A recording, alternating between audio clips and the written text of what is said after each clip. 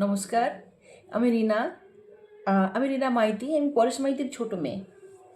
কাকদ্বীপে বাড়ি, মাইতির চকে। আমি কাজের সূত্রেতেই আমি জব করি বাইরে, ম্যাক্স হসপিটালে। তো বাইরেই আমাকে থাকতে হয় দিল্লিতে। আমার ছেলে মেয়ে থাকে আমার মায়ের কাছে, আমার ভাইদের কাছে, আমার দাদার কাছে, মানে আমার পুরো ফ্যামিলির কাছে। তো আমার মেয়ে স্কুল থেকে স্কুল থেকে নেই, টিউশন থেকে বাড়ি ফিরছে। তো আমাদের পাড়ার ছেলে আমার মেয়েকে কুভাষায় গালাগালি করছে। তো আমার মেয়ে বলেছে যে মামা, তুমি আমাকে এরকম ভাষায় গালাগালি করছো কেন? তো আমার মেয়েকে কাটারি নিয়ে কাটতে এসেছে। পাড়ার আরও লোক দেখেছে। তো আমার মেয়ে ভয় পেয়ে গেছে, বাচ্চা তো ভয় পেয়ে গেছে। তো আমার মেয়ে বাড়ি চলে এসছে, এসে আমাকে বলেছে, ফোন করে বলেছে, আমার মাকে বলেছে, ভাইদেরকে বলেছে। তো বলার পরে তো আমি আমাদের ওখানে যারা নেতা আমি তাদেরকে জানিয়েছি, না আগে পাড়ার লোককে জানিয়েছি। পাড়ার লোক বলছে এখন তো আর সেরকম দিন নেই যে আমরা কিছু বলতে পারবো, তুমি নেতাকে জানাও।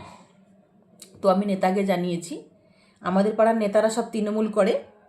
তো আমি নেতাকে জানানোর পরে ওনারা বলছে যে হ্যাঁ, আমি সময় নেই, আমি বলছি আমার সময় নেই।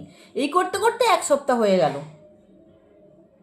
তারপরে একদিন আমি ফোন করেছি যে দাদা, তোমরা তো কিছু করলে না, এইভাবে আমার মেয়েটাকে এরকম করে বললো। আরে আমার সময় নেই। তখন আমি বলছি তোমার নিজের মেয়ে হলে তুমি এটা সময় নেই করতে পারতে। তখন ওই খানকির ছেলে আমাকে বলেছিল, সত্যি কথা বলতে আমি গালাগালি দেওয়ার মেয়ে নয় লাইফে এসে, কিন্তু বাধ্য হচ্ছি আমি ওর নামে গালাগালি করতে। যে ওই খানকির ছেলে আমাকে বলেছিল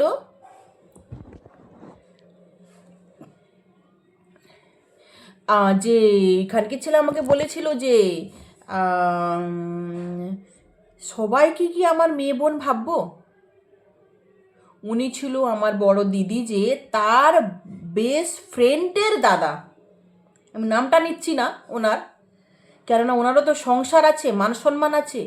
আমি চাই এই আমার লাইফটা এত শেয়ার হোক যেন ওর কাছে গিয়ে পৌঁছাতে পারে।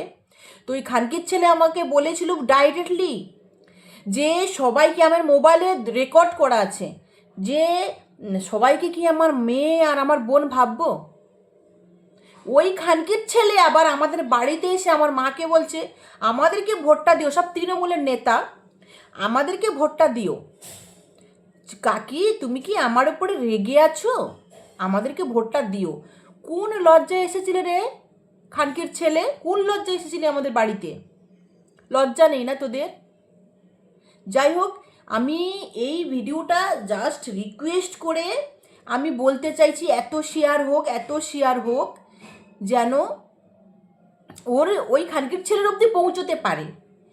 যে যে একদিন ওই তৃণমূলকে নিয়ে আসার জন্য আমরা অনেক লড়েছি। আজকের কোনো মায়ের, মা বোনদের কোনো ইজ্জত নেই ওনাদের কাছে। আবার বলতে গেলে যে কি বলবো, ভগবানের কাছে অনেক প্রে করেছি যাতে বিজেপি জিতে। তাই যাই না প্রে করার পরে জিতেছে। অনেক প্রে করেছি ভগবানের কাছে। আমার ফ্যামিলি কিসে ভোট দিল আমার জানার দরকার নেই, আমি চাইও না, কিন্তু আমি ওনার খিলাফ। আমি কখনো ওকে দেবো না। যেখানে মা বোন মেয়েদের কোনো ইজ্জত নেই তাকে ভোট দেবে। যেখানে পাড়ার মেয়ে, আমরা একই পাড়াতে বাস করি, পাড়ার মেয়ে পাড়া থেকে চলতে পারছে না, নেতাকে জানিয়েছি, নেতা বলেছে সবাই কি আমার মেয়ে বোন ভাববো? এই শুয়োরের বাচ্চা, তুই কি ভাববি তাহলে?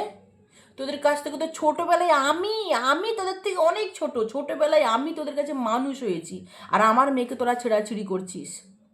তোদেরকে যে বিচার জানাতে গেলাম তোরা কি বললি? যে সবাইকে কি মা বোন ভাববো? ঠিক আছে না? তো আমরা জিতেছি আজকের। চলো, জয় শ্রীরাম।